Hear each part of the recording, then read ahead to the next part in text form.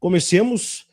Vamos começar, Samuel, pelo caso do atentado na Colômbia, porque, de novo, né, a gente tem que entender o que está posto ali, né? Os Estados Unidos já não espera nem o contexto do, do Uribe se informar melhor e tal, e já vem para acusações, né? Não, foi a esquerda que mandou matar o cara e tal. Será que dá com um pouco mais?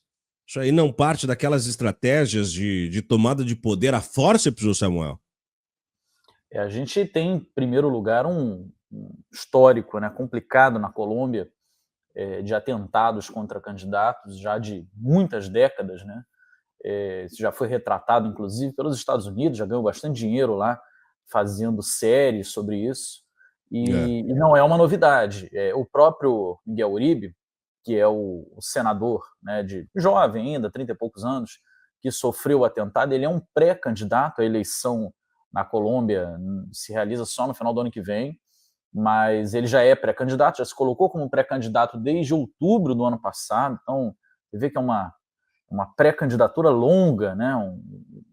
Mas também não é muito exitosa até o momento. É bom que a gente diga que o Miguel Uribe não é dos principais candidatos, tá? Ele não está perfilando lá na frente, apesar de ser do partido do Álvaro Uribe, né? Também Uribe, e ser neto de um presidente da República, esse sim, que é avô dele, no caso, e pai da jornalista que foi sequestrada, né, e depois morta no começo dos anos 90 pelo narcotraficante mais famoso, né, explorado pela mídia. Me fugiu o nome dele agora, como que é? O Pepe Escobar. Pepe Escobar. O Pablo Escobar.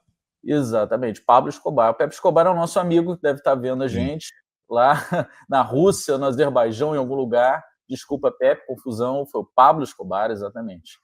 Bem, então você vê que é uma figura já bem entranhada na elite nacional, né, colombiana. É um sujeito de centro-direita, a gente poderia compará-lo aqui com Aécio Neves, é aquela figura de uma direita tradicional do país, liberal, né, não extremamente conservadora, claro, com grandes toques de conservadorismo, mas o que define mesmo é a defesa de medidas liberais na economia, enfim, toda aquela submissão ao receituário de Washington, né, do consenso de Washington. E por isso mesmo é dos candidatos favoritos dos Estados Unidos para derrubar o Petro, que hoje é, sem sombra de dúvidas, um dos 3 presidentes mais corajosos no mundo.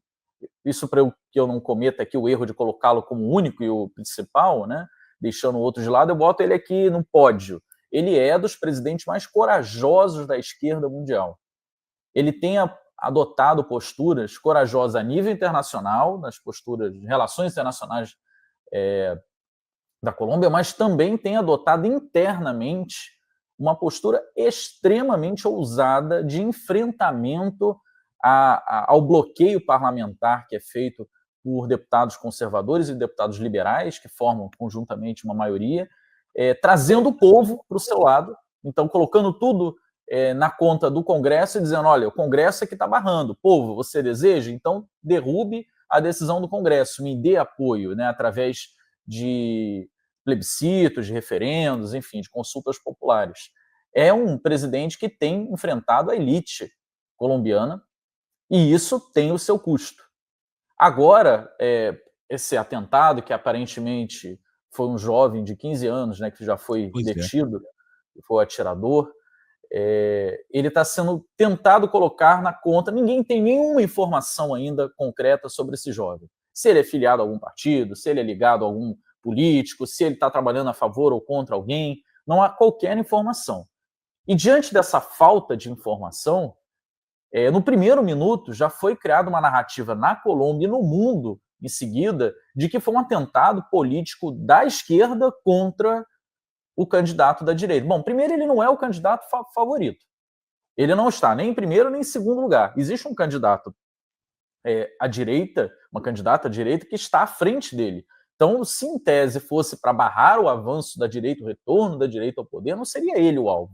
Ele sequer é o alvo preferencial de Petro nas suas interlocuções, nas suas críticas, nas suas denúncias. Então não faz sentido político nenhum ele ser alvo da esquerda. Mas isso, claro, foi usado no primeiro momento. Imaginemos aqui no Brasil, que está lá Lula e Bolsonaro se enfrentando, e alguém vai lá e dá um tiro no Meirelles com 3%. E aí, não, é o Lula, é o PT que está atirando no Meirelles. Para as pessoas terem uma ideia. Claro que eu forcei a barra aqui, mas é para isso. Guardadas as suas proporções, tá ali, né? É para você tentar procurar a lógica, porque ninguém está dizendo aqui, e aqui é um ambiente que a gente costuma ser muito franco, honesto, né, sem passar pano sequer para o nosso lado. Ninguém está dizendo aqui que na esquerda só tem santo e que na direita só tem bandido. Como eles dizem do lado de lá, né, que aqui só tem bandido. A gente está falando aqui o seguinte, não faz sentido, não tem lógica um ataque político disparado a partir do governo ou dos partidos da esquerda que compõem o governo contra um candidato que está mais lá para baixo. Não faria sentido. Não estou nem defendendo que, caso fizesse sentido, devesse ser feito, longe disso. Mas não faz sentido, não tem lógica. E a partir dessa primeira denúncia de que seria um ataque da esquerda, eles enveloparam em um ataque do governo, para poder servir, se ajustar, encaixar naquela retórica já manjada de que os governos de esquerda são ditatoriais e que eles matam, eles eliminam qualquer tipo de concorrência democrática. Isso aí já está pronto, a linha de texto já está escrita lá nos Estados Unidos, esperando só ou uma situação acontecer e eles encaixarem, ou eles criarem uma situação. E aí é nesse último ponto que você me perguntou, Thiago. Quando a gente vê uma retórica tão sem sentido ser levantada no primeiro minuto, como se ela já estivesse pronta, esperando o fato acontecer, se do lado de lá ela é prontamente recebida, né, pelos robozinhos e pelo gado de direita, de que não, é isso mesmo, foi a esquerda que atacou, ninguém pode nos julgar se nós também não olharmos para essa situação e pensarmos assim, mas que estranho, né? Assim que aconteceu, já correu o mundo inteiro, tudo pronto, matérias, notícias, atuação dos Estados Unidos, dizendo que foi o governo ditatorial de esquerda que promoveu um ataque contra um candidato da direita tradicional. Não é um candidato da direita que tem voto. É um candidato da direita que interessa aos Estados Unidos que ganha a eleição. Então isso é, sim, muito curioso, e quem está nos assistindo aqui, faça aí as ligações sinápticas que faltam para entender o que eu estou dizendo. É curioso, é muito estranho. E quando muita coisa estranha e curiosa acontece na América do Sul, ligada à política, com os Estados Unidos participando, geralmente não é teoria da conspiração, geralmente é só um delay histórico até que a gente tenha as provas da participação dos Estados Unidos. Pois é. Temas para os próximos capítulos aí. E, bom, não se tem uma atualização do quadro do Uribe, mas é muito grave, né, Samuel? Dificilmente resiste, né? Foi atingido direto na cabeça. Um cenário muito complexo, né? A última informação é que ele está lutando, o quadro clínico, né, dele foi lutando pela vida.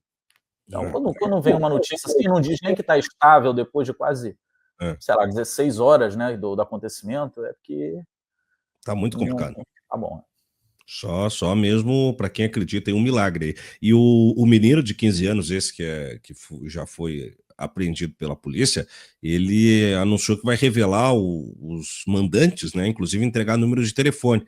E agora é que fica também a expectativa também desse tipo de coisa, né? Me lembrou um pouco quando você diz, né, ele não tem que ver se foi filiado a partido e tal, me lembrou um pouco o atirador do Trump, aquele que, claro, não se deu tempo de interrogar, o cara foi assassinado e tal, né, foi abatido logo na sequência, mas era um garoto também, né, que muitas vezes são usados aí nessas balas, essas buchas de canhão aí, e são peças bem descartáveis, assim, né, entre aspas, com a missão inglória de fabricar esses atentados aí.